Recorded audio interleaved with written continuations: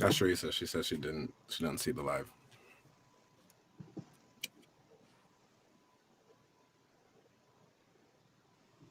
That's Teresa. She says she didn't see the live.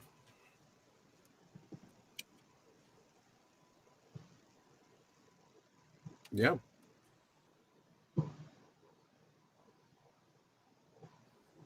Yeah, I see. Okay. We're up now.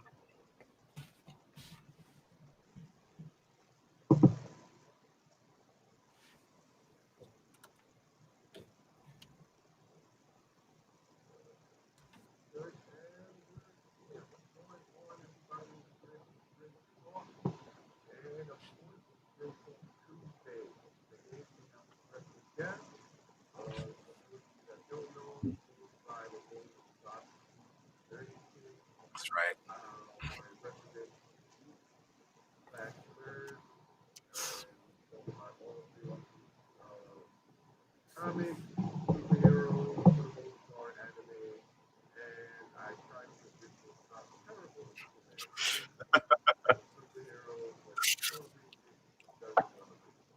That's true. Yeah, no, you covered it, most of it. I go by Bobby Geeknerdington on the interwebs.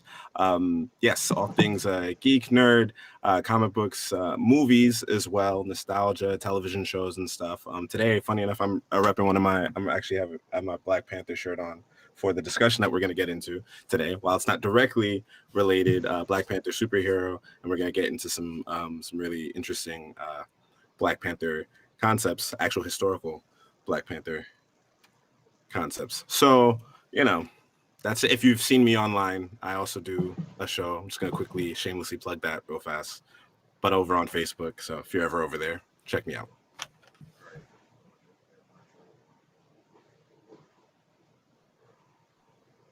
Mercy, mercy.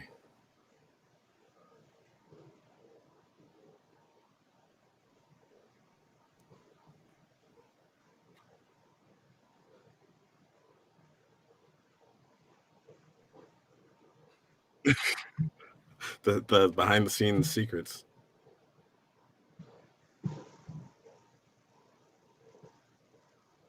Does that mean they can hear me?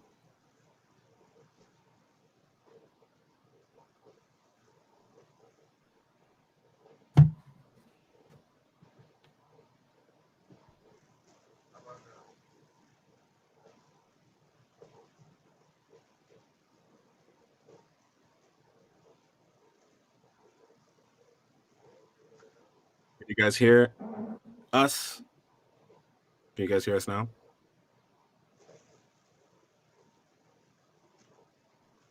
No. Okay, they said they can hear me, but they still can't hear you.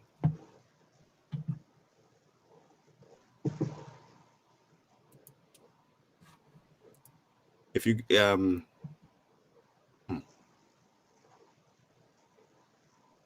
you think if you go in the audio settings in Meet itself? Oh, yeah, I hear you fine.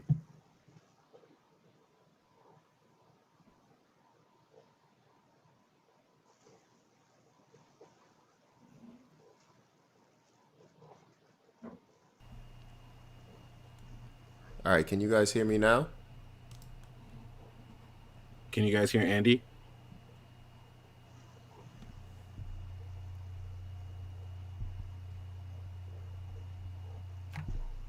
There's that delay.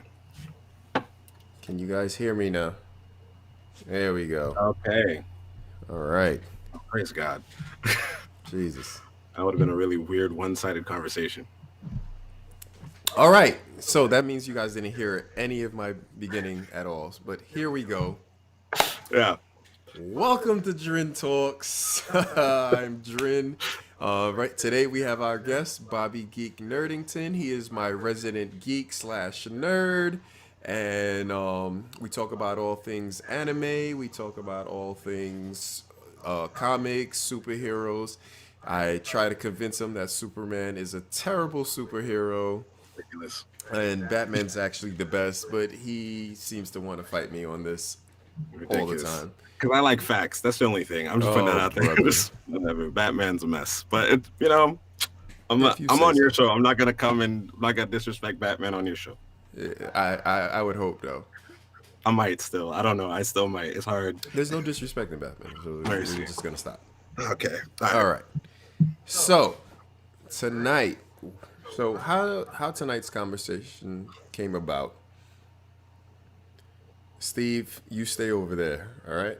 Yo, your audience knows the truth. Like it's. I mean, it speaks Batman for has no itself. powers and he still puts in work. All right. Mercy. End of story. Anyway, how tonight's conversation came about is for those of you, and first of all, I guess let me give a Spoiler warning. alert. Yeah. Spoiler alert. Yeah. Yeah. If you didn't see the movies, we're probably gonna ruin the movies for you. But to be honest with you, if you watch the trailers, you should know what the movies are about. You can literally tell what the movies is gonna be about. Yeah. So We how might tonight's dive into the endings though, right? Like, so the spoiler warning still, I guess, yeah, no, counts. yeah, we're gonna dive into the whole movie itself. So, Right. movies itself. But now, so pretty much how tonight's conversation came about is that over the weekend, excuse me, I watched American Skin and Judas and the Black Messiah. Same thing with Bobby. Now, we had a conversation afterwards because I watched American Skin first. I told him to watch it, him and my sister, and he now with my sister watched Judas and the Black Messiah and was like, you guys have to watch it. So me and my wife watched it and we had the conversation afterwards. So in our conversation, we delved into a lot of I guess topics on the movie. Yeah. So I kind of wanted to go there in that sense. The title of it's Who's the Villain? So with Who's the Villain, we break down, and this is more for Judas and the Black Messiah, but we kind of want to break down like, all right, what happened and the reasonings on why they happened the way they did. So Yeah. you want to do Judas first or American Skin? I think Judas first. In fact, it's funny. It works chronologically. Judas and the Black Messiah takes place in the '60s. American Skin is the other day. So I guess it works. That makes sense. Yeah. All right. So for those of you that don't know, Judas and the Black Messiah tells the story of Fred Hampton in the Chicago chapter of the Black Panthers and how it was infiltrated and the events that lead up to his assassination. So the main characters, I would say, in the story is Fred Hampton and William O'Neill. All right, William O'Neill is the person who actually infiltrated the Black Panthers and essentially set up Fred Hampton to be assassinated by the FBI slash Chicago PD slash whatever other law enforcement agencies there. Yeah. So the argument now pretty much focuses on William O'Neill and hence the who's the villain. My argument with William O'Neill, if you watch the movie or even are any type of history buff, which I honestly did not know. I knew the story of Fred Hampton and that he was set up. And in my mind, as a black person, because we hear it with Malcolm X, we hear it with Martin Luther King. In my mind, as a black person growing up, it was always, okay, Fred Hampton was set up by one of his own, and that person was a quote unquote Sambo Uncle Tom. You know what I mean? Like he just wasn't for the people, blah, blah, blah. Of course, you know, black people, we have this thing where it's like crabs in a barrel, and that we always have to pull each other down when somebody's making something. But now to actually learn the story of William O'Neill, I honestly kind of feel bad for him because to me, it's he's his character is more of like he was put in a rock and a hard place. The way I view it, you know what I mean. And now, also, I was thinking like I didn't know the ages of these men when they were killed. And Yeah, Fred Hampton died at 21 years old. yeah, I mean, to be thinking the things that he was thinking and acting the way that he acted at 21 years old, I wasn't thinking anything of the sort. right. You know what I mean? And to be, having a child, all that. Whereas William O'Neill, I believe, was about 18, 19 years old. Yeah, And this man literally just got beat up by the cops right. because he stole a car, and an FBI agent comes in and say, like let's be clear, he really had no dog in the fight. He was just one of those black guys. I'm just trying to make my way. I don't care about the revolution. I don't care about the revolution, but it's just whatever. If we get our rights, we get our rights. If we don't, we don't. And the FBI agent comes in and says, "Hey, you either gonna go to jail for 2 years for stealing the car, and then another 5 years for impersonating a federal officer, or we wipe all that clean. All you gotta do is join the Black Panthers and tell us what's going on." Like at that point, it's like at 18, 19, what are Yeah. we really doing? Well, I just want to jump in real quick Go ahead. because I agree with you. I totally understand. It makes 100% sense that in those circumstances that he would get this kind of offer, and why not infiltrate? Why not, you shave that sentence off because you're looking at 6 years for a crime you did commit, right? Like, because he is boosting cars, he is someone who's stealing cars and stuff, but you don't want to go to prison. Okay.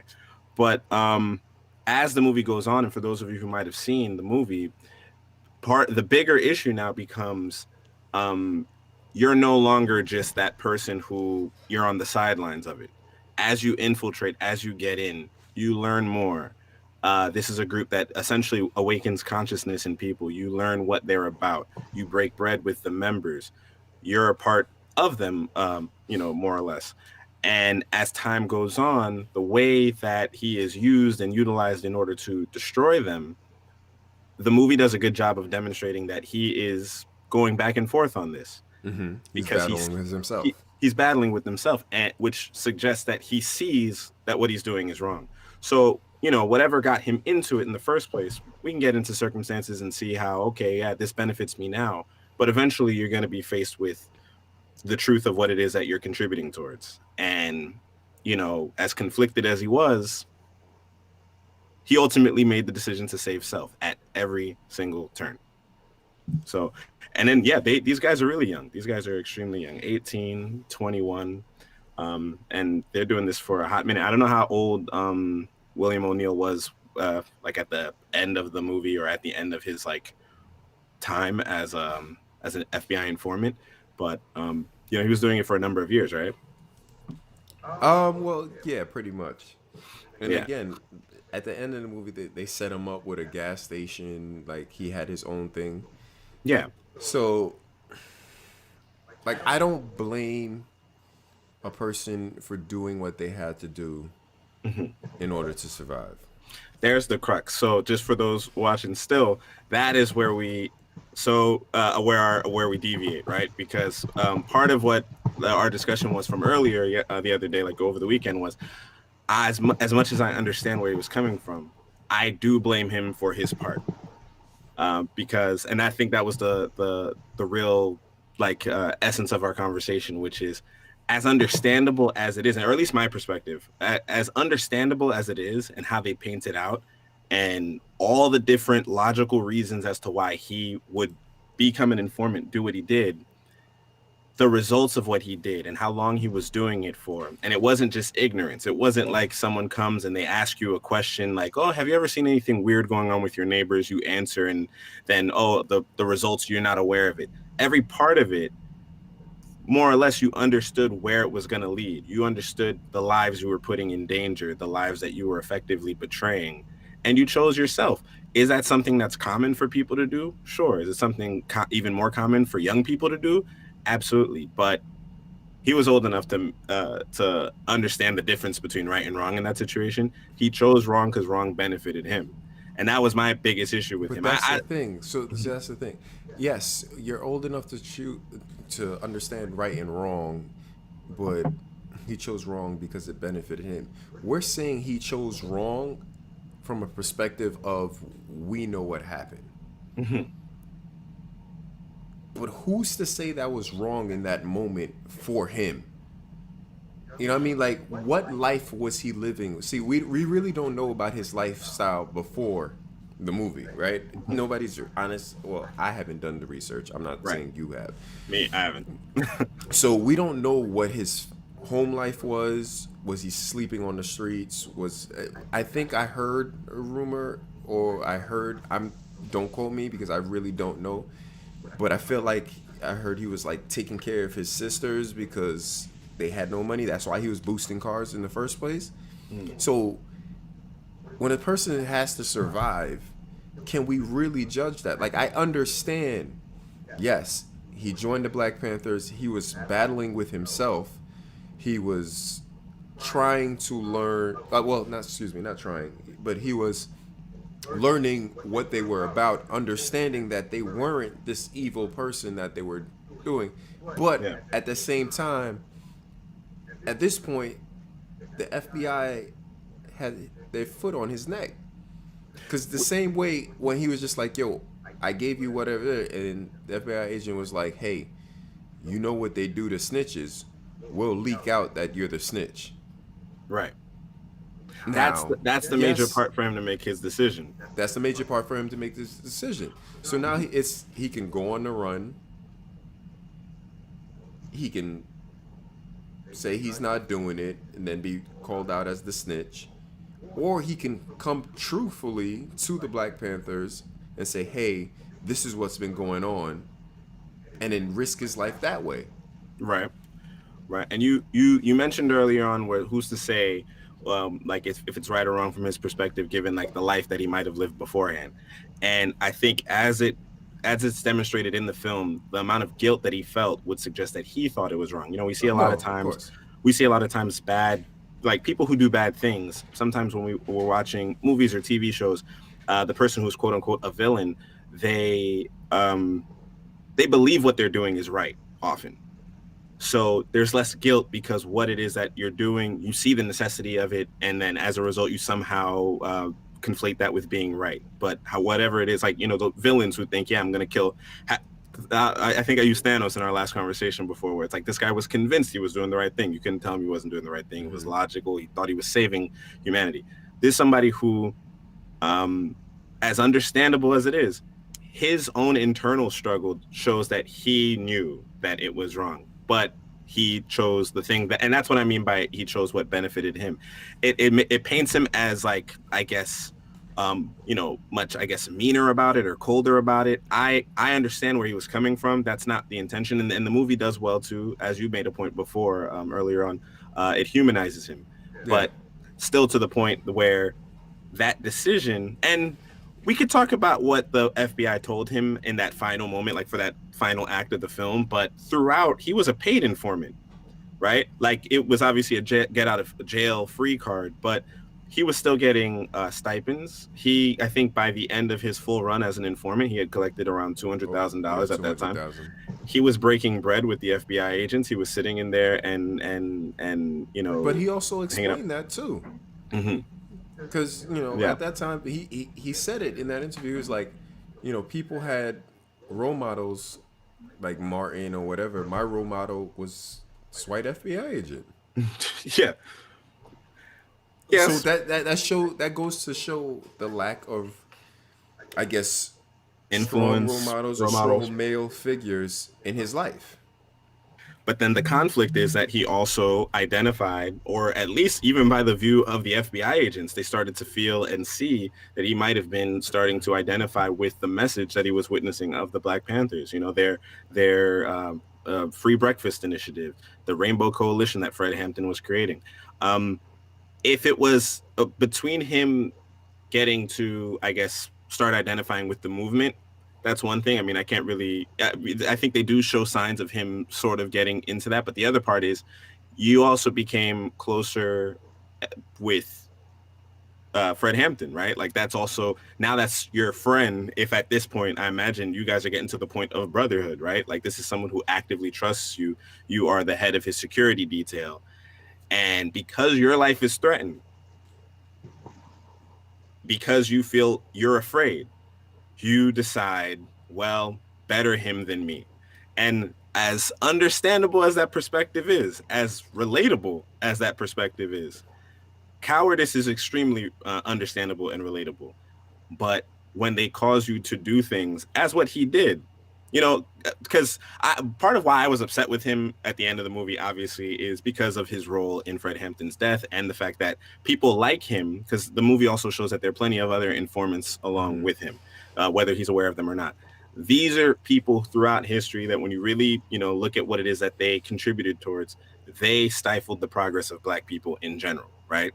I don't think it'd be too far-fetched to say that people like that were active contributors to where we are now, to the point that we have a movie like American Skin out in 2020, 2021, right?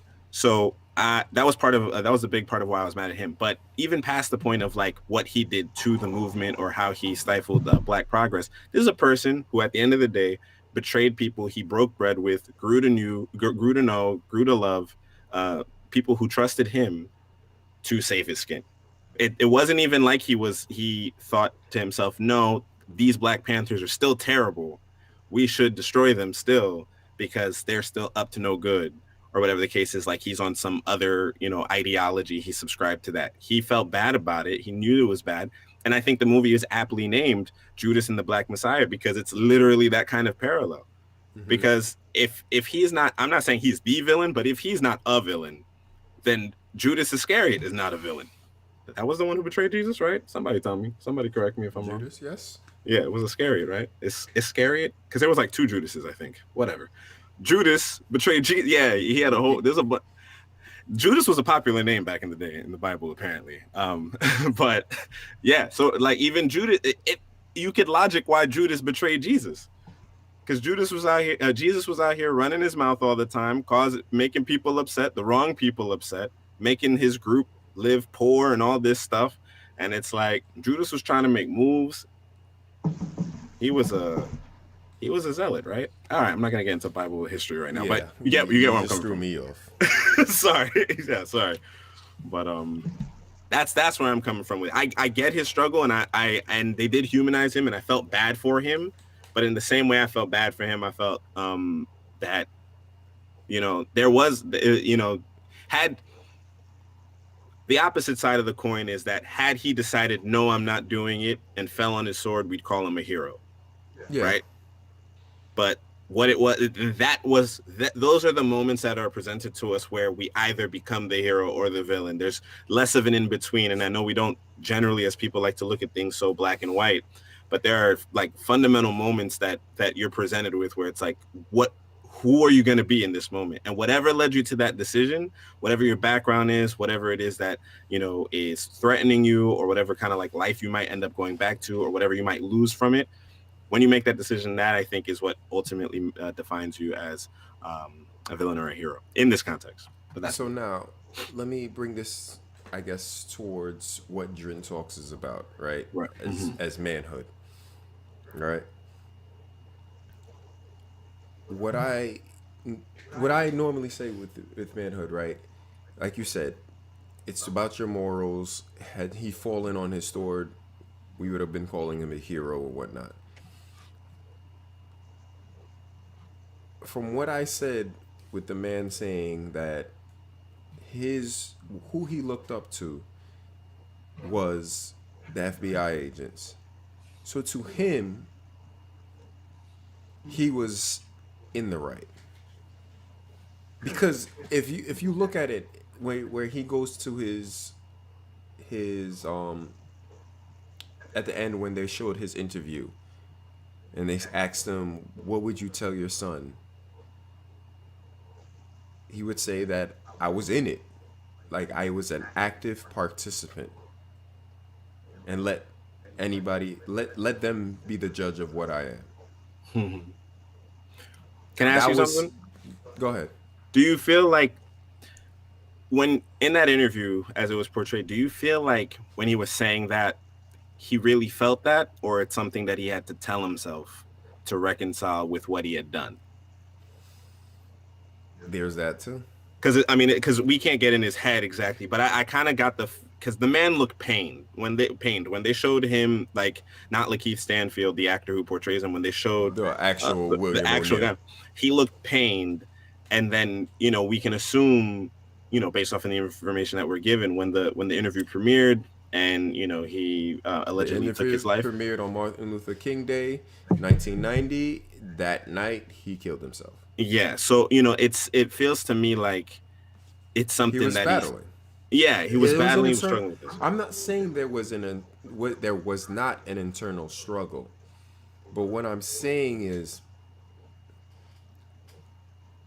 he justified that struggle because of who his role models were. Hmm. Now, as a man, he that's what I'm saying. I'm not going to blame somebody who was 18, 19 years old. Because let's be honest, at 18, 19 years old, not everybody can be Fred Hampton, who was so gung ho about who he was. Yeah. And even with Fred Hampton, in the movie, it said, like, he said that how a part of him had to die while he was in jail in order to survive. But had he had known that his girl was pregnant and he had something to live for, he would have Hmm. lived for it. Right. So the part of it is that immaturity. And now I'm not saying that, yes, he continued on with what he was doing. He continued on being an informant, blah, blah, blah. But at a certain age, at a certain point where he starts to reconcile with what he did, Hmm. that might have changed. Now, by the time the interview came, it was like 1987, 82, whatever. It's not 82, excuse me, 89. Hmm. Yeah, he might have been at the point in life where it's like, shit, this is what I did, Right. but I'm not ready to let go that I was in the wrong. So that's why he just gave it to, hey, the people can judge me. Right. I Because look at to it. him, I think he was also like he was in the Black Panthers. Like he did the work. The only thing is he's just set them up. Yeah, he did the work and sabotaged the whole Yeah. operation to the point we don't even have a Black Panthers now.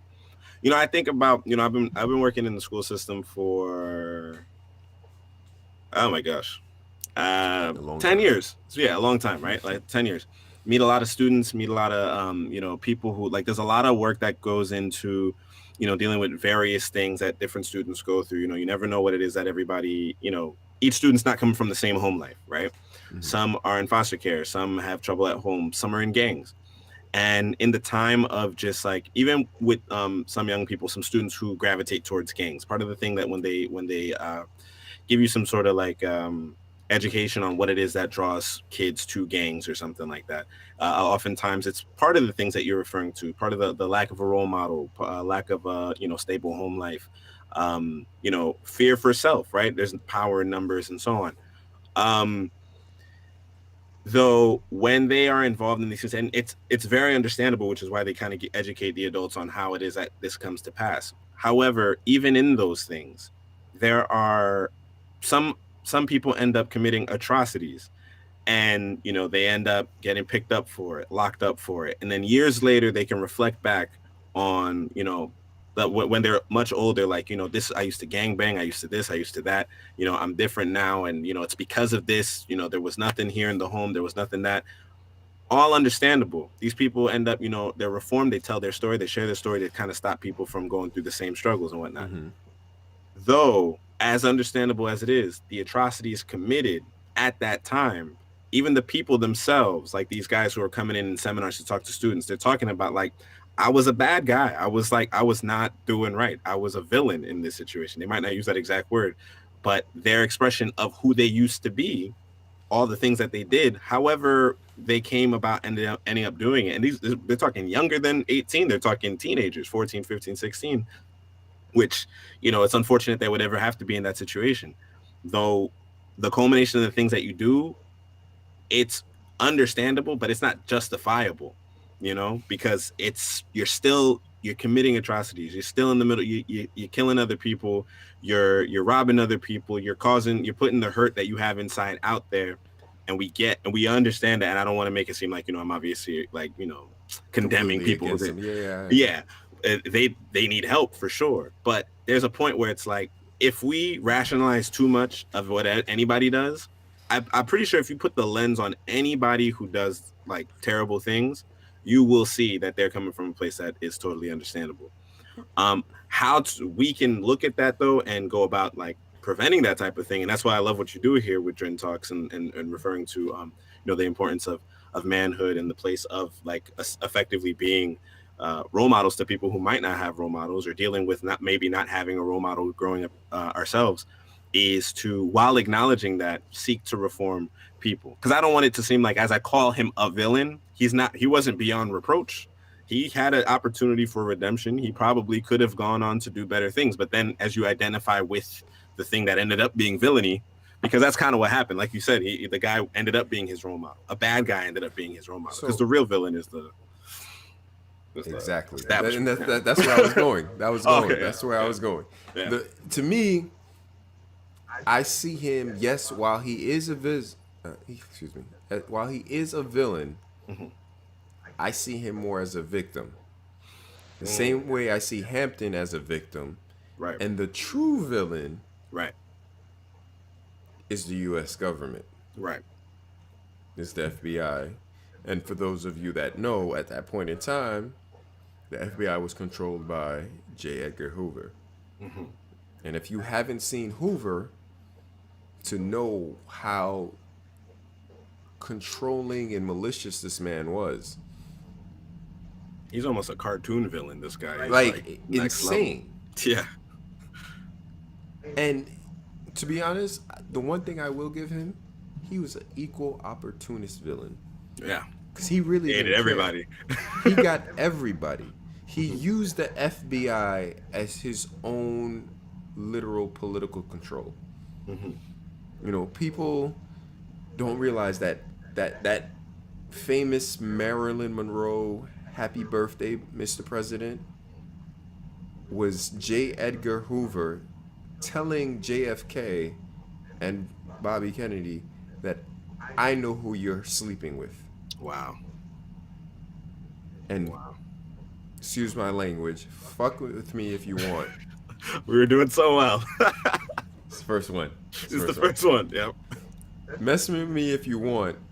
I will put your business out there. And these are the type of tactics he engaged in. So for him to send William O'Neill to infiltrate the Black Panther, and mind you, he was a staunch racist. Right. To him, any type of unity in the black community was an atrocity, and it had to be stomped up. Mm-hmm. And then now with Fred Hampton, he's talking about the coalition alliance, the Rainbow Alliance, excuse me. Yeah. Yeah, that definitely, because now that involved Hispanics, that involved whites, that involved everybody to band together. He had to stomp that out. Absolutely. And I would also make the point that along with him being like the personified villain, I would say that he was the personification of what Fred Hampton was fighting against, which that might be a different topic, but it was capitalism, because Fred Hampton was obviously opting for more socialist programs within. So for me. Yeah, we've had this conversation before, but I maintain capitalism is the real villain in this movie. For me. Yeah. I am a capitalist. Mercy. This is I'm not gonna hold you. I I'm wanted a to cap. ask you actually about this because I'm like, so in seeing this movie and American Skin, and whenever we get more into American Skin, does it not make you question the validity of capitalism, especially in America as an American? It doesn't make me question the validity of capitalism. I think personally, the way I view it, I think both systems can exist in the same. Hmm. I I'm one of those people where it's about balance. Hmm. Right now, the way America is, yes, it's way too capitalistic. Everything is capitalism, which is about self in essence. Right. We don't care about anybody. So I think there needs to be, yes, more socialist things, but for me to go complete socialism Hmm. where I bust my ass and I have to pay for somebody who doesn't want to bust their ass, Hmm. nah, I'm not with it. That's where I'm not with it. So let me ask this though, because since we're talking about the nuances of villainy, let's talk about the nuances of this concept of laziness, the person who doesn't want to bust their ass. Because who is this person that oftentimes capitalists refer to the person who just The wants to welfare be the queen. welfare person, Yeah. but what about their background? What makes it that they want to be on welfare all the time? What isn't it part of, and kind of, I don't know if this is where you want to segue into American Skin, but they had a very powerful series of conversations in that movie. I don't know if you want to introduce that Yeah, movie, like the idea we're of it gonna first. just keep going. We're gonna get Okay. into it. So part of that with the main character in American Skin asks one of the police officers, the main character named Lincoln Jefferson, he asked one of the police officers, why don't you send your kid Great name, to by the way. right? Oh my gosh, the The nuance of that. Yeah, yeah, go the ahead. metaphorical reference. It's anyway. But he asked one of the police officers, "Why don't you send your kid to public school?" Right? Like because the police officer was like, I bust my ass so that my kid could go to the best schools or whatever. So what if it's just about education, if it's just about hard work, how come you don't send your kid to public school? And there is something to be said about like the prison pipeline in public schools, where they're not necessarily certain instances they're not necessarily preparing you for a life of success in the future. Uh, Especially in the inner cities, in the poorer neighborhoods. Go yeah, ahead. and predominantly, low income or black neighborhoods in particular, right? And why they're even synonymous with low income neighborhoods is because of a collective effort from as back as Judas and the Black Messiah, 1960s, further back even than that, where you have now this issue with black people who also fall into this kind of downtrodden mentality. You have black people who the person who is perpetually on food stamps or welfare, there's a systemic issue that keeps that mentality there, right? And So, to be yeah, honest with you, because we talk, I guess we say, I said the welfare queen. right, When Reagan actually said the welfare queen, he hmm, never specifically said black people. right, But because of the way we are, quote unquote, trained in this country, right, it was just assumed that it was a black person. right. Go ahead. No, but and that's how we're portrayed to be as well. Because I think statistically, white people are the ones who are on welfare and food stamps and things of that nature more. But going back to your point about like both of those things living existing at the same time. Um, while though obviously we have socialist systems that exist here and we're a capitalist nation, if you when you look at specifically the wealth gap or wealth inequality with how it works with in this country, that kind of drastic difference, is it that, I guess in your mind, do you feel like there are more people who are in financial trouble as a result of their own volition, their own poor mentality, their own just like lack of desire to get ahead, or do you think that it's people who are downtrodden as a result of a system that fails them? So I don't think there are more people who are, I guess, poor or quote unquote lazy because of their own volition. Hmm. I think it's a two-part thing. I think it is partially their own volition, but I also think that's what they were taught because of the system that they were in. Hmm. when you're in an environment where there's no hope or hope or any type of, what's the word I'm looking for? Right, I drew a blank. Anyway, when there's no hope, Right. you kind of think like, all right, this is Or what it is. alternative? Was that the word you were looking Yeah, for? something like Okay. that. Yeah. You kind of think of that's how it is. That's how it's going to be. Right. So, and then when it's set up to continue to be the exact way you are and get stuff, why would you change? Right. I'm all for the welfare system. I get it. But I think there should also be a cutoff. Mm. Because what's happening is people just, they see these systems and they take it and they run with it. They have these babies and they run with it. Mm. They get more money out of the system, and getting way too political or whatever, but it's just the people who honestly get messed up out of this is the middle class. Because the Of rich course. aren't paying anymore, the poor can't pay. So us in the middle, we're the ones that get, you know. Exactly. And I think that's part of what forms our mentality about capitalism making sense, though we are the ones who are the ones who like we're the ones who suffer the most as a result of it. Because look at it this way: would all of these initiatives, would there need to be a cutoff if, let's say, the wealthiest corporations and the wealthiest people in the country did pay their fair share of taxes? Would it seem like such a burden for us paying the same amount of taxes that we're paying right now, but now we're looking at more efficient socialist systems, right? So Because I agree, but here's the thing, right? And this is kind of, if I give Agent Orange any type of credit, Mhm. this is where. Because I hear what you're saying, right? Mhm. I completely agree that, hey, if the rich were paying their taxes, none of this would ever happen. Right. But what happens is we start the way the country's set up, the way it's supposed to be. The rich, the more you make, the more you pay. Right. That's the way it's supposed to be. But what happens is they give the rich a tax break. Why? The rich get a tax break because they are employing people. Mhm. If they now have to employ people, they want to give people these wages. They feel they should get a tax break because I'm employing somebody. Now, if I don't get that tax break, if I'm going to have to pay that, that now cuts into my bottom line. Mhm. So what now happens is you get companies like Nike that go, "Oh, it's cutting into my bottom line." China factories, Right. India factories, Right.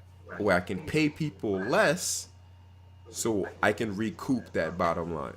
Right. So whereas Agent Orange, how he felt in the beginning and what he ran on was he created. I think he was supposed to make an executive order. I don't know if he went through with it. I stopped following, Right. but it was supposed to be where it was you bring your companies back to the United States, or there's going to be even a higher tax. Right. That was the platform that I got. Now, whether he fell through it, I didn't pay attention that much. I'm not gonna hold you. Right. But now you get. I guess we got to bring it back to American Skin, right? Yeah. Yeah. Because we went a little political there. Yeah. Yeah. Oh wait. Oh, are you checking out the chat? Yeah, I am. So why not the same anger towards the rich? Who said I'm not giving anger towards the rich? I'm not. There's nothing saying that I don't have the anger towards the rich. I'm in the middle. So to me, it's F both sides. I'm very much on the side of I guess if we're if somebody it would be the rich, because this is something that's perpetuated by that. Like we're talking about the mentalities of both the poor and the rich, and while they can fall in the habit of relying on the support of welfare and other socialist systems, the rich relying on the fact that, like, this buffer of, well, I'm employing people, so I should be able to get away with paying absolutely no taxes. When even in employing people, you're looking at such a dramatic like some of these companies are making like unheard of sums of money, and yet people are still struggling, while the rest of the world is those who are employed, they don't necessarily, even though I think they still fall under the poverty line. They're employed, and so you have jobs, but then there's the qualification of good paying jobs, right? Yeah, Because you can have a bunch of people working, but what was the federal minimum wage, like seven something? 725. You know what I mean? It's like there is, Now, mind you, it's been 725 since I've started working at the yeah, age of 14. yeah. It might have been, yeah, exact. Matter That's of a fact, no, long excuse time. me, sorry, I lie. I started working, it was 650. Two Yeah, years after I started working, it was 725.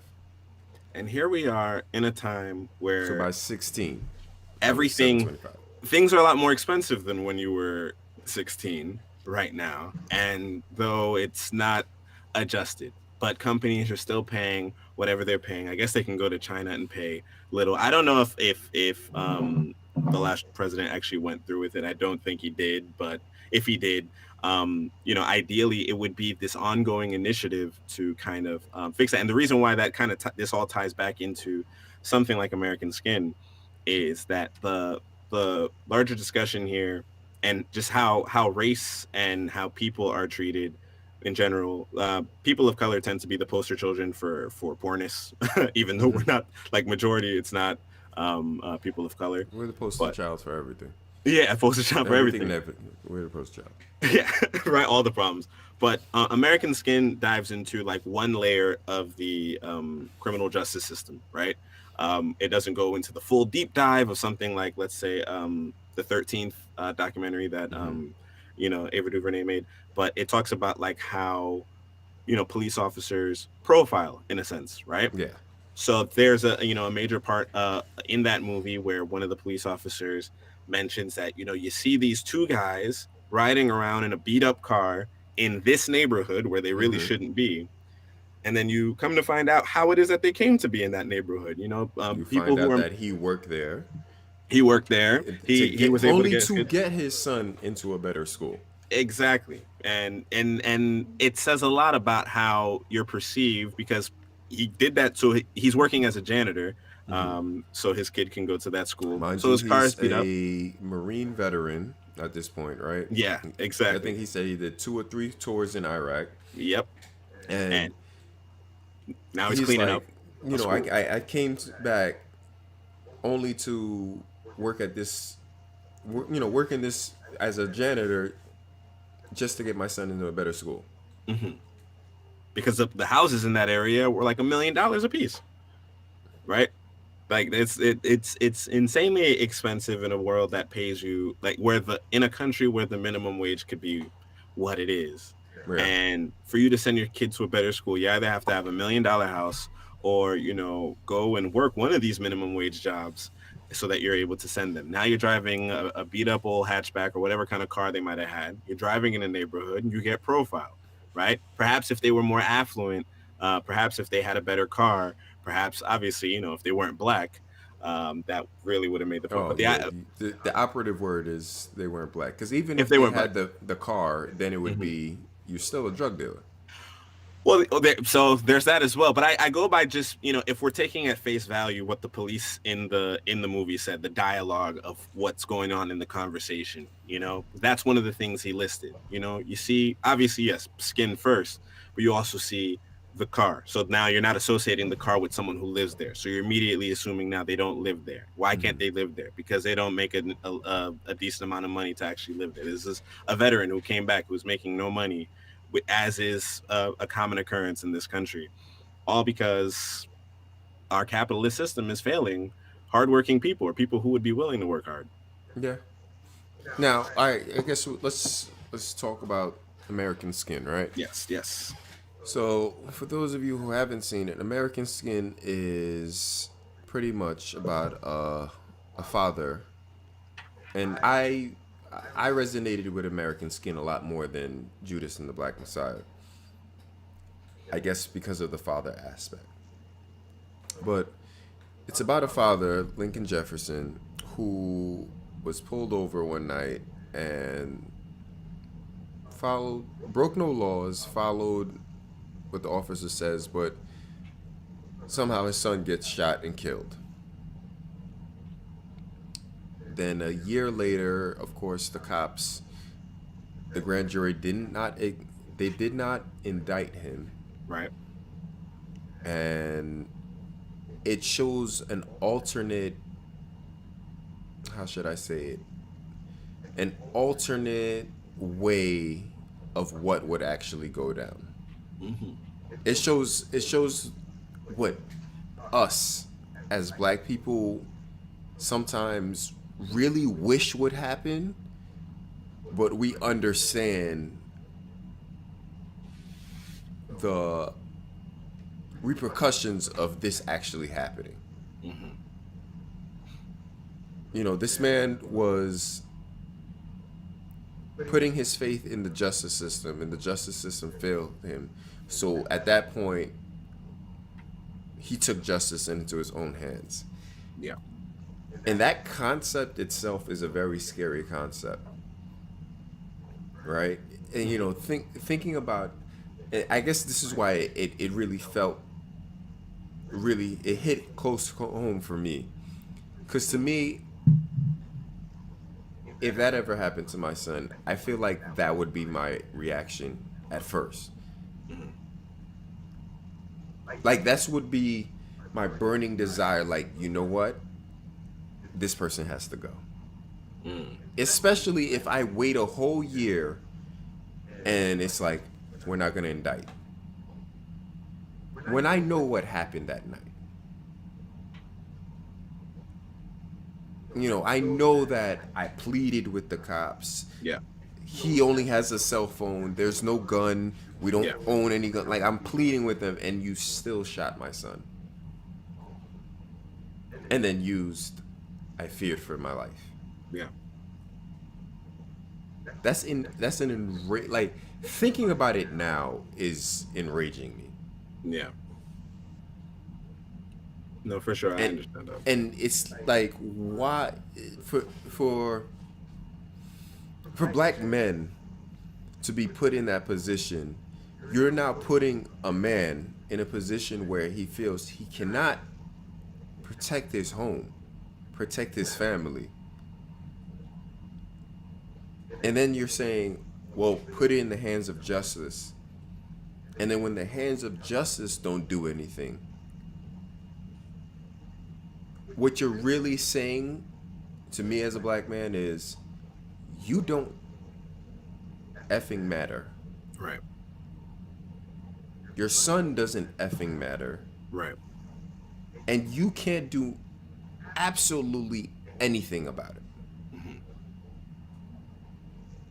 That's where this movie hit me. Because I don't know how anybody else has felt, but I know how I've felt. I know how friends of mine who look like me felt when police have pulled them over. Shit, I got pulled over on Friday with my son in the back seat, sleep. And I'm not gonna hold you. Mind you, I wasn't speeding. I wasn't doing anything wrong. I just got pulled over.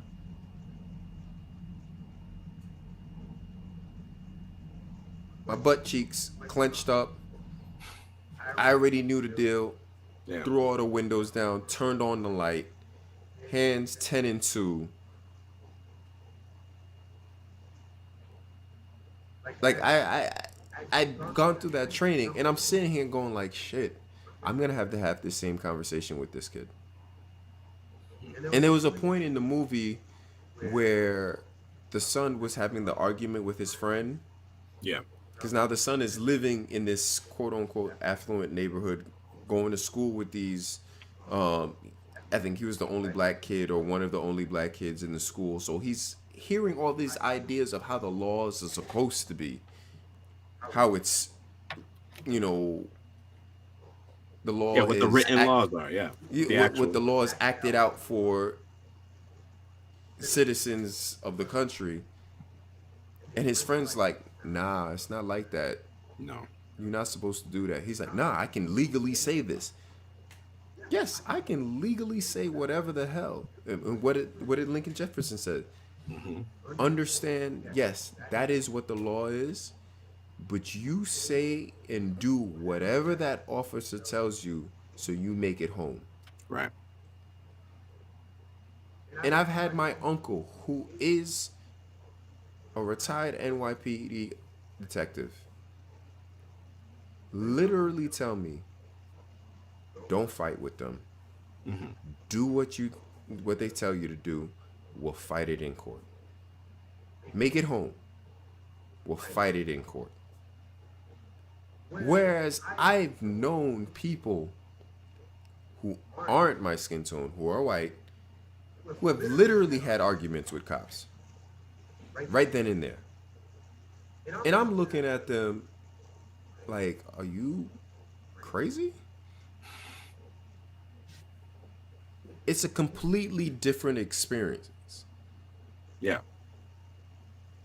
So the way Lincoln acted in the movie when he went to the police station after that, after there was no indictment, and he took that police station and said, "We're about to have our own trial."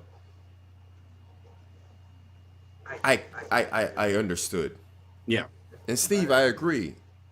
It's ridiculous that it has to be like that. That's the problem. Yeah. That is the problem.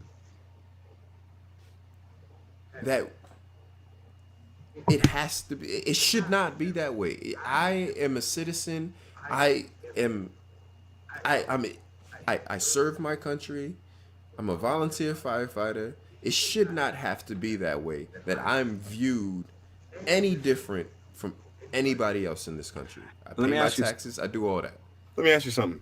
Go Do ahead. you think that police brutality would still be an issue today if, let's say, I don't know, let's say around like maybe 10 years ago or something like that, or, do you, yeah, like let's say from 10 years ago, people started handling things like how Lincoln Jefferson handled the situation in the film. Do you think that it would still be an issue if black people were willing to do something of that nature of what we witnessed in that movie? So the way I honestly feel, right? Mhm. Would it still be a problem if people reacted the way Lincoln Jefferson did on multiple things? I think the conversation would get started, but I also think there would be an adverse reaction where it's now every they're not even going to give you the chance. I mean, I feel like it might show up like, okay, we killed this one person. All right, let's go find who's their people. mhm. We're gonna have to Fred Hampton them. I say this because one of the important points in the movie that he makes, and is very true, rings true today, is that black people seem to be the only people who are supposed to take this more or less like docile Yeah, position when other you people, can't specifically, go to Chinatown and kill one of their people and get no, away with it. but especially specifically white people, when white people feel they are treated unjustly, there's it's actually astounding to the point where it's celebrated. We learn about it in school, about things like the Boston Tea Party, the Revolutionary War, the Civil War, when they feel like, Or I just don't what like happened this, in on January 6th. what just happened in exactly the insurrection. And it just takes some upset white people to feel like something's unfair. And you're looking at huge. I mean, just the numbers, the droves, the amount of fear that you're seeing in the political arena, just even in the moment, right? Because these were senators and congresspeople who were their lives were threatened, and it's just like, yeah, well, you made Americans mad.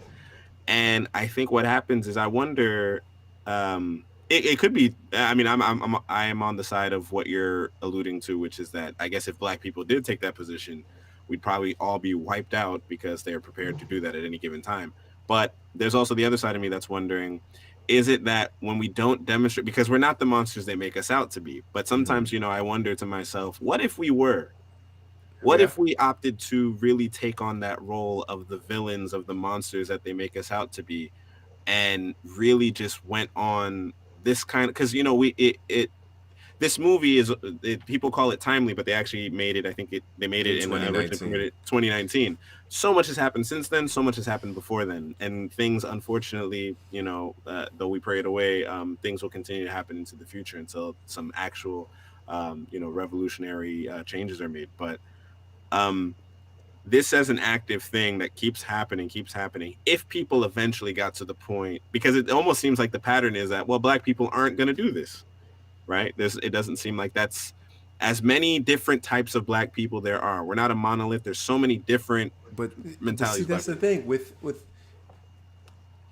they know Yeah, we aren't going to do it right. because we have been, in essence, trained not to do it.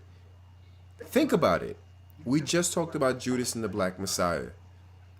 They weren't even thinking about doing that, but they were talking revolution. Hmm. And what had happened? They assassinated him. Right. But Malcolm was talking revolution.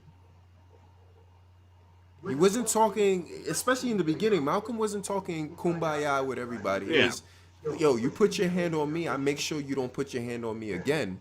And what happened? yeah. They killed him. Well, I think the chat is someone's some people saying some stuff in the chat. Oh, Chaz Wilding today. Uh, Yeah. I also said no one took Trump seriously until the Capitol riot. People gotta feel like their life is in danger to enact change. So why is it that our lives have been in danger for how long have we been in this country? It's, too long. Let me stop. A long 400 time. years. What was it, 1692? No. And honestly, and I may sound stupid for this, but genuinely, I can do in order. What can What I can do I in do? order to help my besides my have a conversation with people and make people aware? Because all very well, I would love to. No. Steven is a very. That's my boy. Hmm. I'm not gonna hold you. Steven's my boy, so I know what he's saying is genuine, Hmm. and what you can do it's just, honest at this point. It's just raise hell, raise awareness. And that's why these conversations are so important, because and we can jump around these movies all the time, because I think someone like Bill O'Neill, right? There's still plenty of black people like that out in the world who feel like this Very, has nothing to do with me. I know a couple. All your skin folk ain't your kinfolk in this situation, right? Where it's like they don't internalize these things the same way a lot of white people don't recognize these things, because the lack of exposure. The more we Just talk like about it, the cop uh in American American Skin. Skin, the Hmm. one that was is the quote unquote lawyer. Hmm. Oh yeah, yeah. How he was saying like it's because of Hispanics like you. Da da da. Yeah. Or even the other guy who was there was talking about, like, the KKK, they're racist. These guys, they're racist. But I can't be racist. Our captain is black. This and that. He Yeah. was saying all of the stereotypical things people say in order to kind of like placate their own racism, because And it, how it can I be has racist nothing in this to do situation? with you specifically being racist. Nobody's saying you. Like, I don't think you have any malintention Mhm. toward black people, but it's all these, At least not consciously. not consciously, but it's all these, what do they call them? Aggression. microaggressions Yeah. that you don't even think anything. Like, Yeah. I've grown up, I went to Have Hollow Hills, so it's predominantly a white school. Mm. It's a mixture, but it's predominantly a white school. Right. And throughout the years, there's just certain things I just was just like, all right, whatever. That's just what white boys do. And I had this one white friend. I don't think he's a racist at all. Mm. But he would go around, he's like, oh, that's my bitch black boy. And I'll be like, that's my punk ass white boy. Mm-hmm. But like me, older me, Right. looking at that, going like I accepted that at the time. Right. Like I accepted that at the time, as in like, oh, we're joking around because we were friends. Right. But that was something I should have checked his ass right then and there. Mm-hmm. Yeah, I think even like not actively being racist. I think movies and TV shows, they inform us about so many things, and they paint the pictures of what we think to be the case going forward. For a long time, the only real racist or racism that you would see in movies and TV shows were the very like overt, almost cartoonish, belligerent racism. Right, like someone goes into like depiction of the past where it's like someone goes into a whites only venue and they said get out of here boy or something very like you can just point that action out and that's extremely racist. So I think for years people just figured if you act like that you're racist. If you say something like black people are beneath us or I hate black people, that is now the criteria, that's what's necessary for you to be labeled a racist, without realizing as time goes on that the mentality that you're raised in, I think it's Jane Elliott who talks about that. If you are white in America and you were educated in America, if you're not racist, you're a miracle. Because anti-racism requires education, right? Mm-hmm. It requires being taught with a completely different lens now to understand what you have been fed, what you have consumed, is white supremacy, right? From Yeah. the movies you watch, the TV shows you watch, the actual education that you get, because it's framed in a way that celebrates people who, I mean, like, let me ask you, how, in your life, in your education, did you ever think Abraham Lincoln was a hero? Of course. Like, what, right? We are taught that he's the greatest person in the world. He freed the slaves. He freed the slaves. Until this man was you're a savior. older and you actually learn history and you learned he freed nobody. Technically, the South seceded. They were their own Right. separate country. It was a And- military strategy, and the man said, if I could have won the war without freeing them, I would have done that. And But yet to we us, celebrate. growing up, he was a hero. Of course, Lincoln freed and that's the how he's slaves. framed. And this is what it is that I'm referring to, where it's like the type of education that we receive. Because as we get older, we're like, oh, okay, we don't get the full story, and then we start to realize it. But down to how people are educated, down to the curriculum, down to the textbooks, while if us as black people are thinking that this racist was a hero, imagine what white people are consuming in areas where they don't have any exposure to black people, where they're learning all of their heroes are white, all of the significant contributions to history and human society are made by white Here's people. the even trippier part, right? Right. So recently, I've been really delving into how things are being taught in the South, and I found out about the daughters of the United Daughters of the Confederacy. Confederacy. Yeah, like I never knew about this, and I'm a history buff. Like I like Right. history, and I found out I'm like, oh, so this is why Yeah. we have all these Inaccuracies. inaccuracies in history books And revisions. why we have all these why the South thinks like, oh, the good old boys, like it's crazy, all these Confederate statues is because of them, all the Confederate flags, which is crazy. That's not even the actual Confederate flag. Really? It's not even the actual Confederate flag. Wait, before we move on, I wanna the chat again, because yeah, it goes on. Yo, what up, Asel? If you're still there, what's going on, man? I'm just now reading your name. What's going on, bro?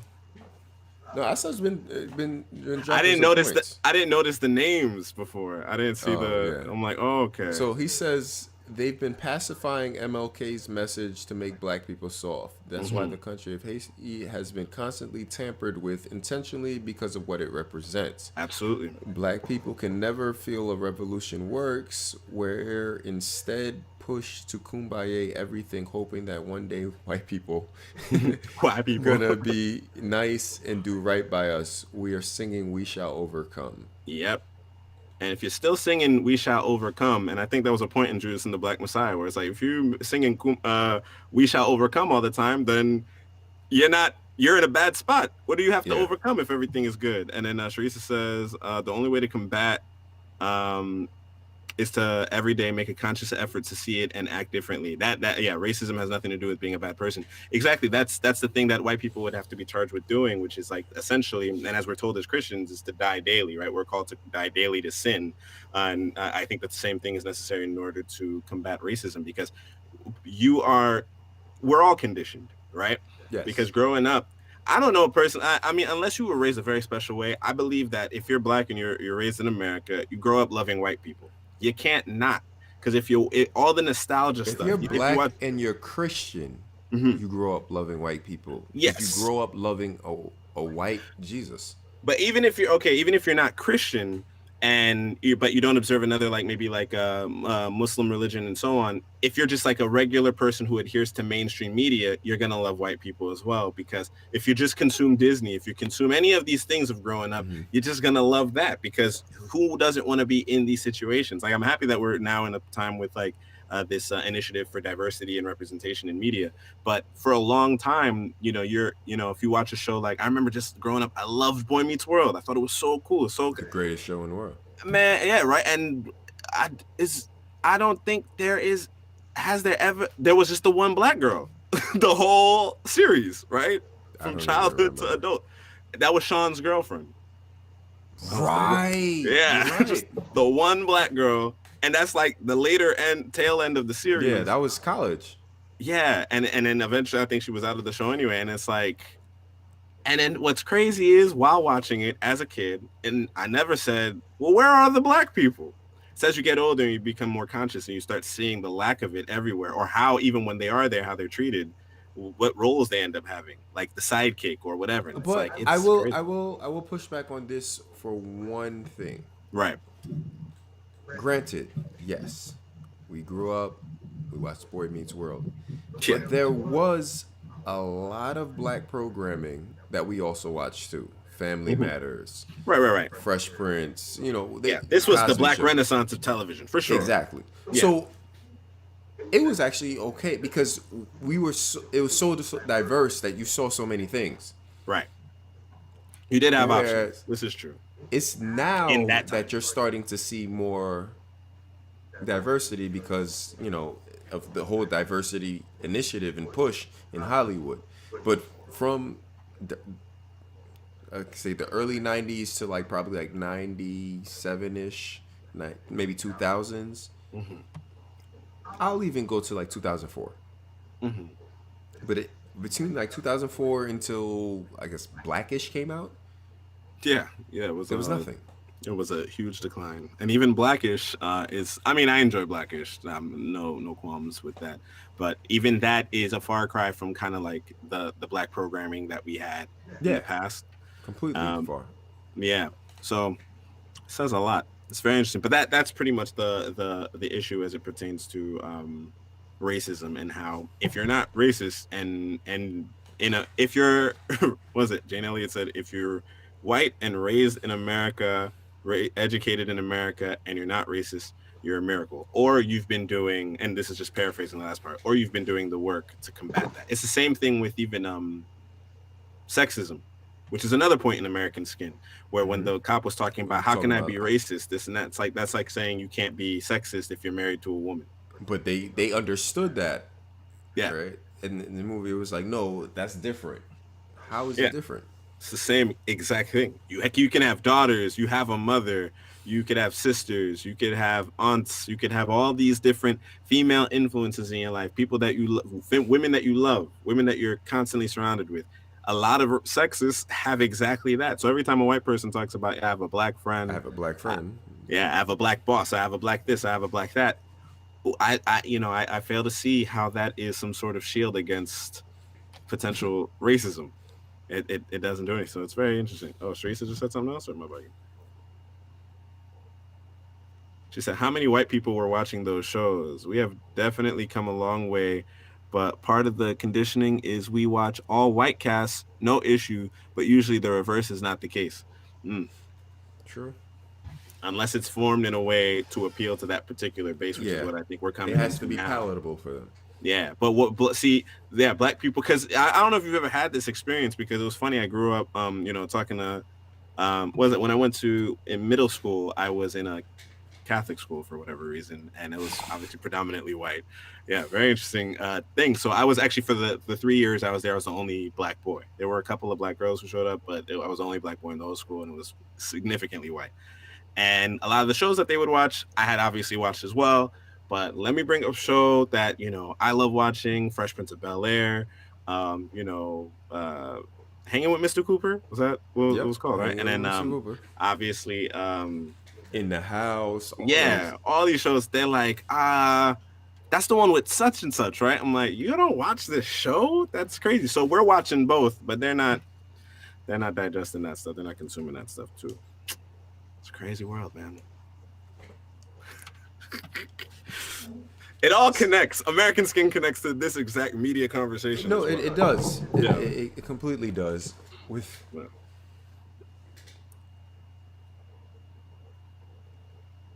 the biggest.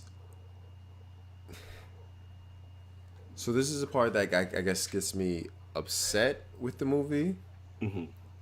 because after the whole trial and all of that, the cop was found guilty, right? Because the Right. cop admitted, hey, we pulled him over because it was black. Yeah. And he went on to say, this is how we protect the neighborhood. You want to live in a safe neighborhood. This is what we have to do. It's the ugly truth. That it is what it is. Yeah. Because they tried to say that he was on his cell phone or he was speeding, blah, blah, blah, all Yeah. that nonsense. And Lincoln even proved it. He was like, how could I be speeding if you saw me in the corner of this and this, right? Let's Yeah. say Schenectady and Albany, right? Yeah. And there is a speed bump on There's a either speed side bump of at the the intersections. beginning and at the end. So clearly, if the speed limit was 25 miles an hour, I had to be slowing down because by the time I passed you, I had to go to another speed bump. Right. So how did you see me speeding? Right. And that's when the cop broke down. It was like, no, it was because you're black. Point blank. Yeah.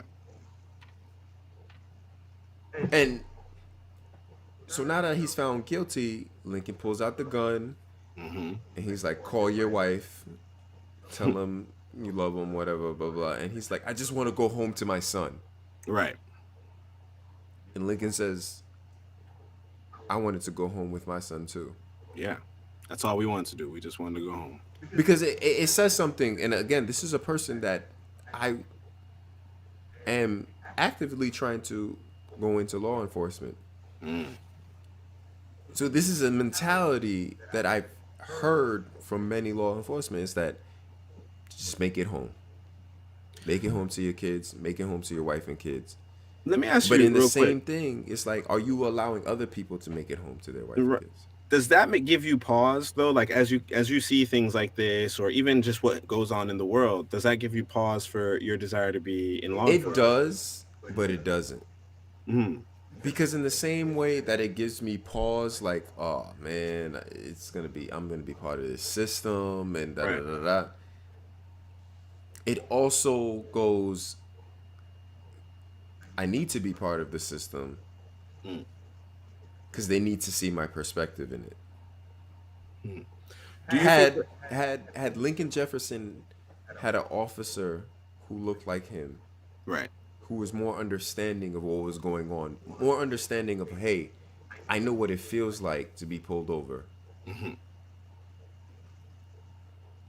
Maybe his son goes home. Maybe not. I don't know. Because I understand how the system can change people. Right.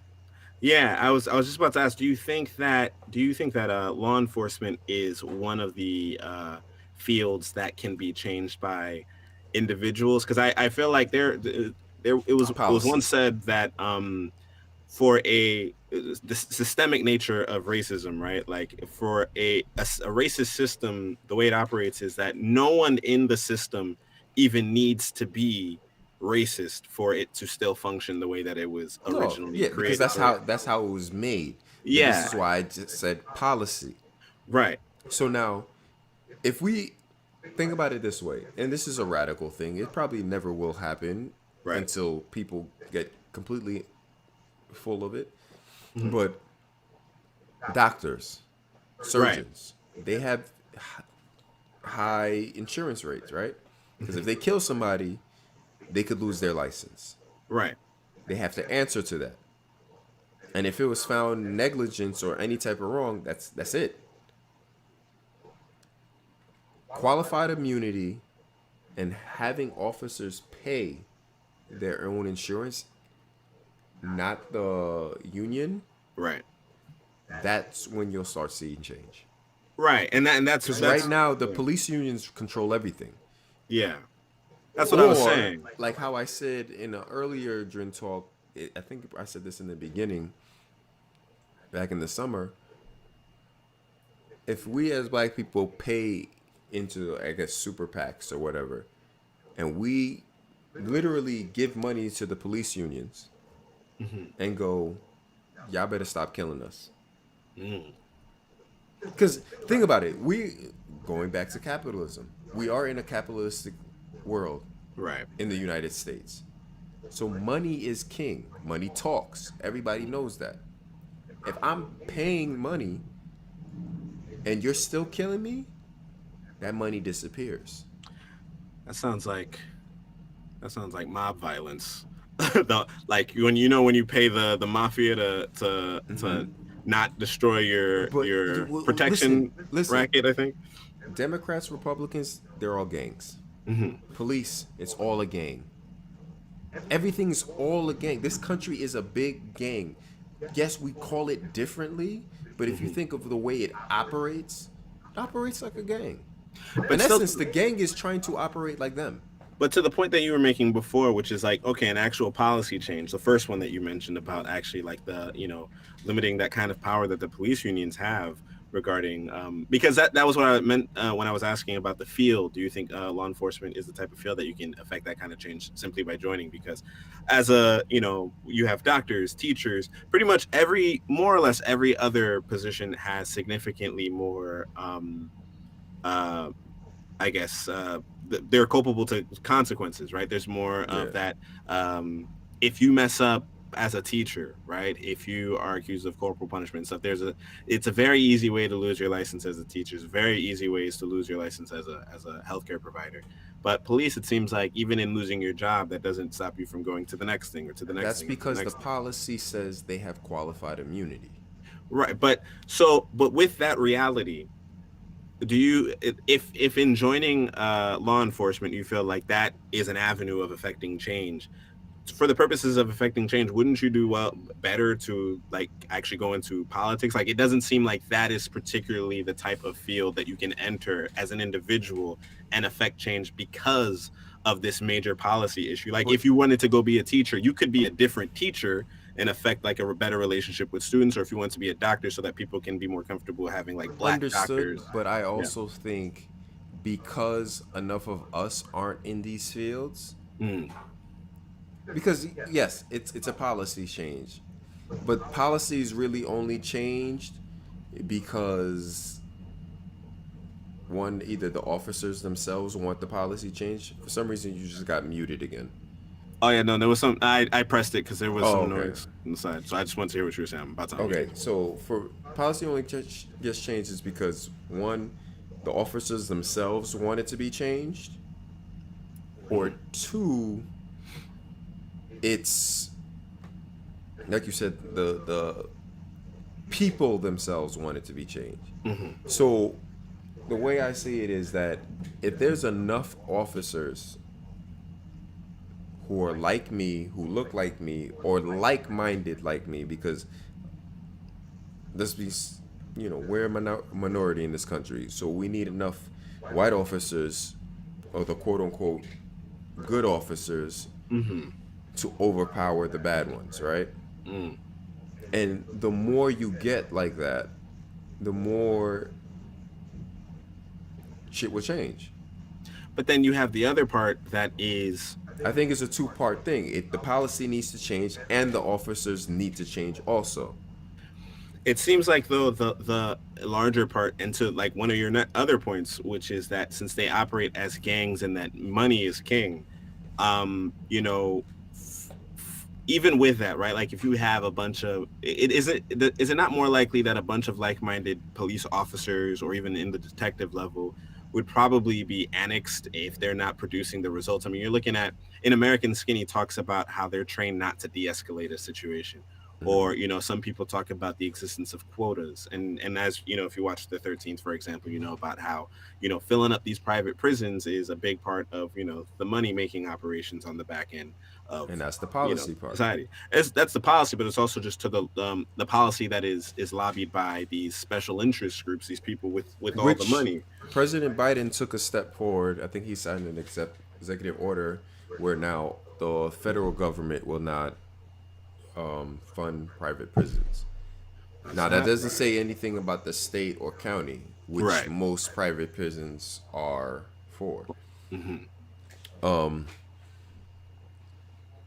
But nationalistically, it's a step, I guess. But Someone said in the chat, you have to tear the whole system down and start from scratch. And I wonder where's the best place to start from that. And that, see, and yeah. so here's my pushback on tearing the whole system down. Mm. You tear the whole system down, especially if you tear the whole system down and don't have anything to replace it, Hmm. you're gonna get chaos. And you have we have to be strategic with it. You Hmm. completely have to be strategic with it, because tearing the whole system down, what's gonna happen, especially if you have nothing to replace it right then and there, what's gonna happen is they're gonna go, okay, yes, go ahead, tear the system down. It's gonna get chaotic. Hmm. People are gonna start losing their lives, their homes, their properties, everything, and then they're gonna be like, all right, go ahead and do it. Go ahead and bring the police back. We just want all this shit to stop. And they're gonna come back even harder and even worse. That's how people are taking over, because that's what happened. I believe in Nazi Germany they did that.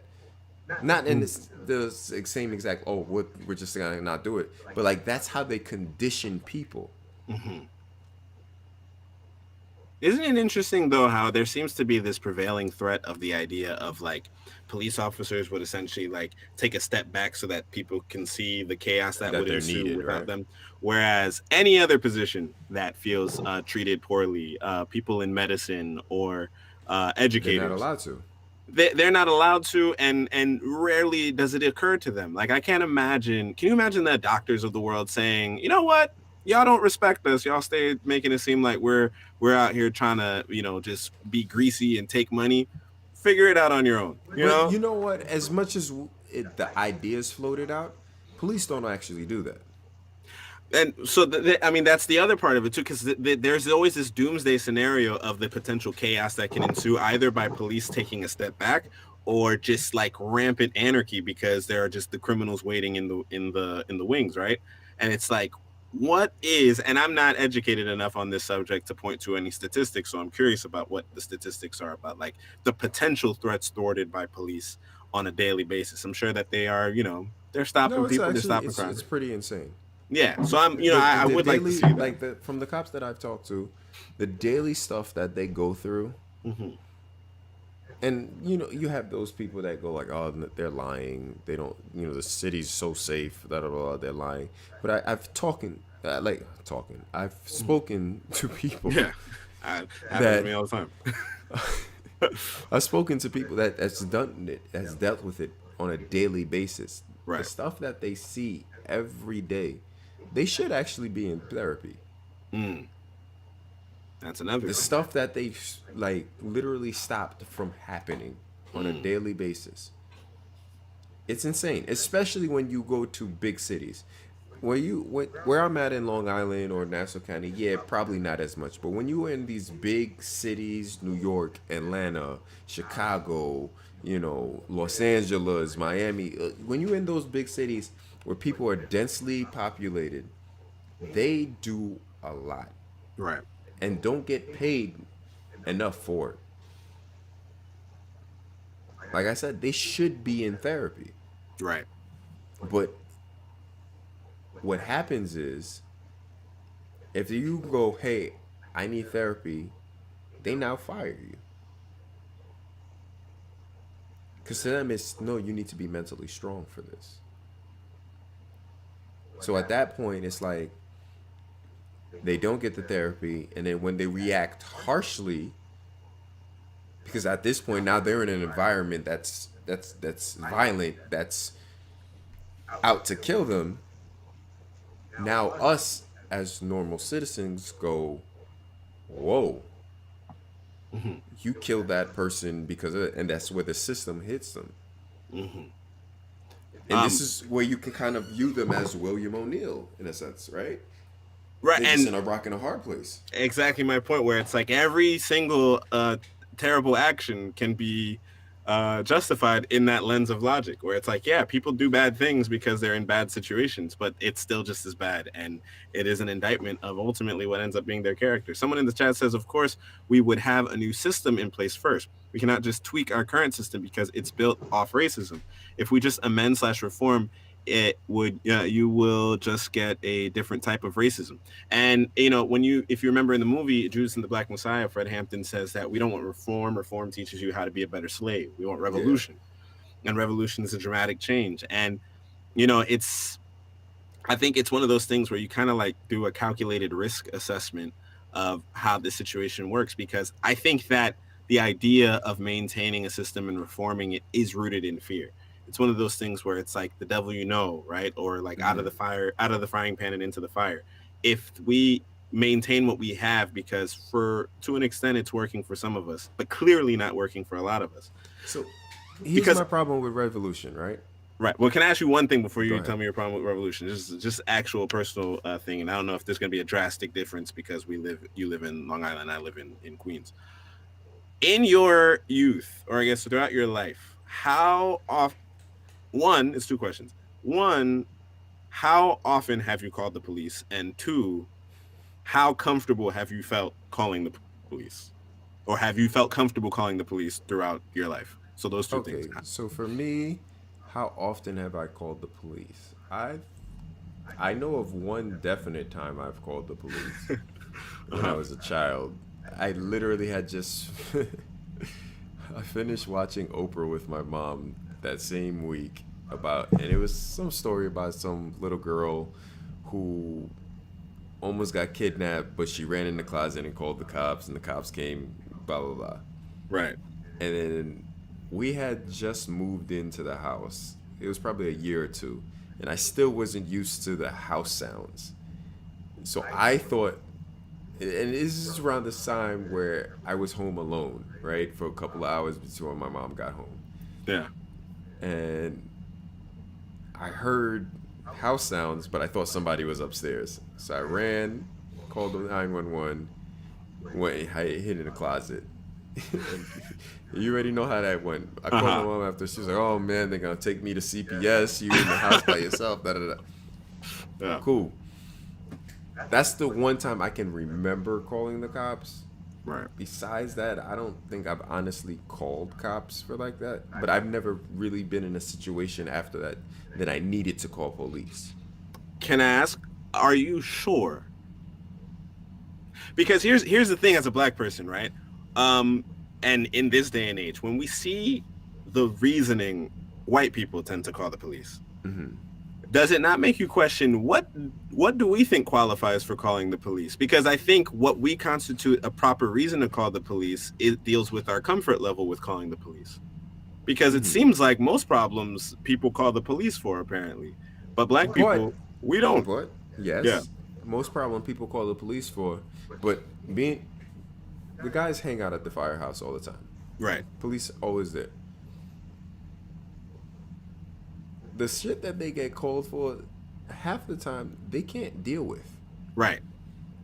Like they'll get called for something, like my cat's in the tree, like stupid stuff, or stuff that is more social work. Hmm. Who is commissioned by, I guess, the city or county or area to call in those situations? Is it that people are calling the wrong person, or is it that cops fall under that Everybody designation but just don't receive? calls 911. Right. So And but at that even, point, yeah. cops have to show up. Now, when the cops get there, they're probably calling, "Hey, we need a social worker. Hey, we need So this." they would be the liaison to getting that resource. Yeah, but there's numbers for those exact. But Oh, okay. it's so much easier because it's been so ingrained in American culture. 911. Hmm. But white culture probably primarily, right? If we're being honest, I mean, I don't know the statistics on it, but every black person that I've asked this question, because I was really thinking about it, and how about, like, the We don't call significance the and importance of police. police. We don't call the police. We don't. And even I think even if we really took a deep dive, took a step back and analyzed instances in our lives where we might have, maybe that was a time to call the police, it didn't occur to us to call the police because in some ways, in shape or form, we don't see that as a solution to the problem that Yeah, we have. I think that the we'll figure circumstances, it out ourselves. yeah, we have to figure it out by ourselves because it's almost not worth the risk at Yeah. times. Because there's you can call the police, because I think, I don't know how many kids might have called the police by accident or planned, or just the wrong situation. I definitely have a story like that where I called the police and I probably shouldn't have, and I was a little kid. We were kids, and they'd always say, call 911 in an emergency, call That's what you 911, learned whatever. at school was call Yeah. 911. And you're teaching kids that all the time, but then, growing up black in America, you call the police, all of a sudden that could be the end It of was who told, knows hey, what. you call the police, they could take you away from your parents. Yeah. So it was at that point it was like, nah, you don't call the police. Yeah, I Yeah. completely understand what you're saying. So I feel like the relationship black people have with policing in general, because even the mentality of it, them being those who protect and serve your community, it's very interesting. Because I mean, I'm not so on the, I know that for a long time there was oh, Sharissa says, I always second guess calling them. Yeah, but you would But you also imagine. think about Yeah. it this way though. Yeah. I've known people who know the cops, Right. right? They just know them on a first name basis. They know them. They know them. Right. I didn't know any of my cops. Yeah. They weren't in my neighborhood like that. Matter of fact, when they were driving around, my mom would actually call them over and stop, like, "Hey, what's going on? Why are you here?" Right. Wow. Which was weird to me because I'm like, "Why are you calling them over here for what?" Yeah. I was like, I'm like, I'm not talking about But like, nobody. and this is speaking for the NYPD. This is why they're doing the neighborhood policing, right? Mhm. Where you have officers who are in that neighborhood, stationed for that neighborhood all the time, where you can go to. Their whole job is to get to know the businesses, the people, all that, Right. because they realize they're people only see the police when something bad's happening, Right. and it's giving them a bad stigma. And the same thing, I guess, supposed to be going on in my neighborhood, but half these mo have these MFs be chilling at the firehouse, sleep and shit. That's neither here or there. Right. But that's the only reason why I know them. Do you Because think I'm these at the firehouse. Do you think these incremental changes, though, are bringing policing to a better place, or do you think that, I mean, You know the I know crazy you, part? yeah, Even in when policing was strictly white, you barely had any black officers hmm in the 50s and 60s. If you talk to those people, the mothers and the fathers back then, or even the people that grew up in them, they will say they knew their police officer. They knew them by name. The police officer knew where they lived. hmm They would, hey, don't act up. I know your mom. Blah blah blah. Like that was strict neighborhood policing. right, Whereas now it's a war mentality. right. It's us versus them. I don't need to get to know them because I'm gonna arrest them. Right. You know, whereas if you had an officer who, hey, I know Bobby. Hmm. Bobby, what the hell are you doing here? Did they have quotas back in the day? I don't think so. Right. You are allowed to use discernment Right. because an officer's job, they're supposed to be able to use officers' discernment, right? Hmm. They're supposed to be able to go, all right, go home. Right. Next time I see this, you're going to get arrested. Right. But the problem with quotas now is if I don't get this many summonses or I don't get this many arrests, that means I'm not doing nothing on my shift. Right. And now I'm going to get jammed up by my superior officer. And it's not the superior officer's fault because he has superiors that are breathing down on his neck. Right. I'm going to have my, this is going to be another Drin talk, but I'm going to have my boy who's a former NYPD explain all this. Oh, okay. I'm looking forward to that because that's the part that I feel like they're every more almost all the policies that we seem to be aware of seem to be actively creating no room for relationship with community, because if you have to arrest people and if you have to, like, if you have a quota, if you can't de-escalate, if all of these different factors exist, there is no room for that level of growth. And if it's something where the chain of command, even as an individual, you can't use your discretion or your discernment. And then when you do escalate a situation to the point where it's actually, lethal, it's fatal, um, there is no actual, there's no indictment, there's no what would be a sense of justice for the community, where at least then, that's something that people can fall back on, because you create an environment where people believe less and less in the justice system. Mm-hmm. People already didn't, and more, and that's where you get a situation like American Skin, where, I think that the movie serves on so many different levels of, but on one end, it could potentially be a prediction of the future, because Yeah. what do you do How do you when, can't keep killing a certain group and yeah, expect them to just be docile. exactly, and it's one of those things where, depending on the wrong place, the wrong person, you're going to do it to who is going to have that kind of background, who's going to be prepared for this type of thing. And even if it's not on the scale that Lincoln Jefferson did it, you have it where even if it's retribution against the specific officers, And you know what? yeah. What it in Dave Chappelle's 846, Mm. he said the same thing. If he said the Dallas police shootings after I forgot what person died at that. I think it might have been Philando Castile. Mm. But the Dallas police shootings was done by, I believe he was an army vet. Then there was a former police officer who winded up killing a whole bunch of cops in L.A. Hmm. And to him, he was also I think a Marine vet or something like that. Yeah. And then Dave Chappelle kind of tied it together. Was just like both these men took oaths to uphold the Constitution against enemies, foreign and domestic. Right. Keyword and domestic. Right. When it comes to the LA police officer, he complained to his superiors about the mistreatment of people by other officers, and nothing was done. Hmm. To the point where he was jammed up and they fired him. Both black guys, Yeah. both took an oath. And then when you go to American Skin, Lincoln Jefferson is a Marine vet, 2 tours in Iraq. You know, Ghost character Yeah. Ghost. That's it. was a Marine. Yeah. Same thing.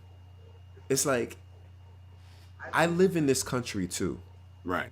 I serve in this every single major war in the United States could not have been won without the help of black soldiers. No. Not And at all. every single major American war, these black soldiers come home and are treated as if they aren't heroes also.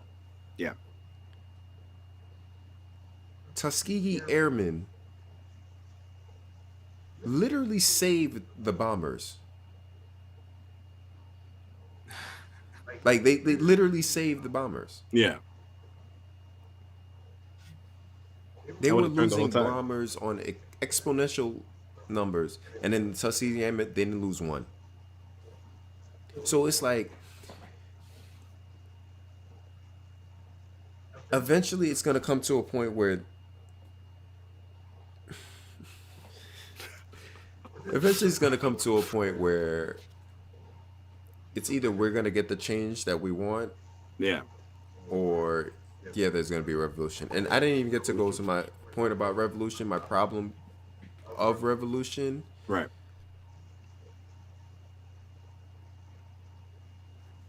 The problem with revolution is that you have to be prepared to take care of yourself. Right. And right now, black people as a whole, I don't think we are necessarily prepared to take care of ourselves. Mm.